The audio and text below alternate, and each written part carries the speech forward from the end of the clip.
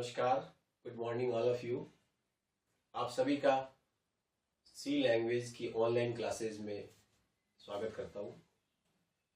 Students, आज हमारा जो टॉपिक है प्रोसीजर ओरिएंटेड प्रोग्रामिंग, और इसी को हम फंक्शनल ओरिएंटेड प्रोग्रामिंग भी कहते हैं।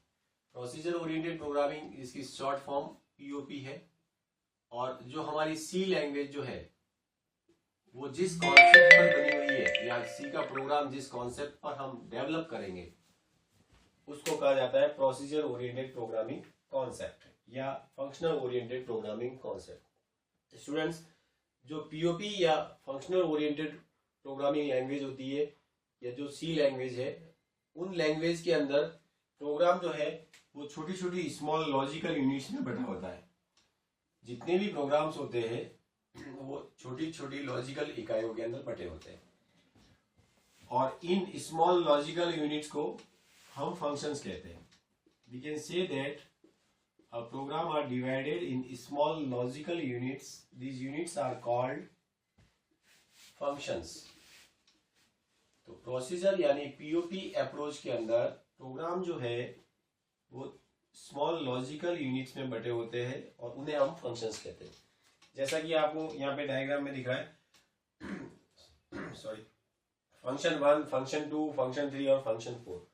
तो जहां पर पीओपी की अप्रोच होगी उस पीओपी की अप्रोच के अंदर प्रोग्राम जो है स्मॉल लॉजिकल यूनिट्स के अंदर बटा होता है और उन स्मॉल लॉजिकल यूनिट्स को अपन फंक्शंस कहते हैं। इसके अलावा इस पूरे प्रोग्राम के अंदर एक यूनिक फंक्शन होता है, उस यूनिक फंक्शन को हम मेन फंक्शन कहते हैं। यूनिक फंक्शन को क्या कहा जाता है? मेन फंक्शन कहा जाता है। तो ये जो फंक्शनल स्ट्रक्चर है इसलिए इसको फंक्शनल ओरिएंटेड कहा जाता है। मेन फंक्शन सिंगल होगा और यूनिक होगा, और अदर फंक्शन यानी दूसरे फंक्शन बहुत सारे हो सकते हैं। अब कॉन्सेप्ट में क्या है कि जो हमने जितने भी फंक्शंस यानी हम प्रोग्राम के अंदर जो छोटी छोटी इकाइयां हमने बनाई है जिनको हम फंक्शंस कहते हैं, उन सभी फंक्शंस को मेन फंक्शन में कॉल करना अनिवार्य है, तभी वो फंक्शन आपके एग्जीक्यूट होंगे।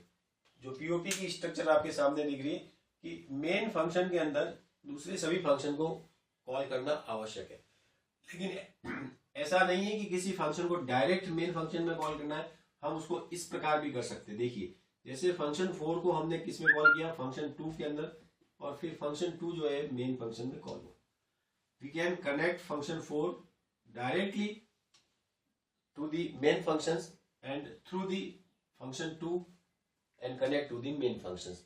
तो इस प्रकार की जो संरचनाएं हैं, जो जहां पे प्रोग्राम छोटी छोटी इकाई में बटा होता है और उन इकाई को अपन फंक्शंस कहते हैं। ये फंक्शन सारे के सारे, और एक यूनिक फंक्शन होता है जिसका नाम होता है मेन फंक्शन, और ये सारे फंक्शन जो है मेन फंक्शन में कनेक्टेड होते हैं।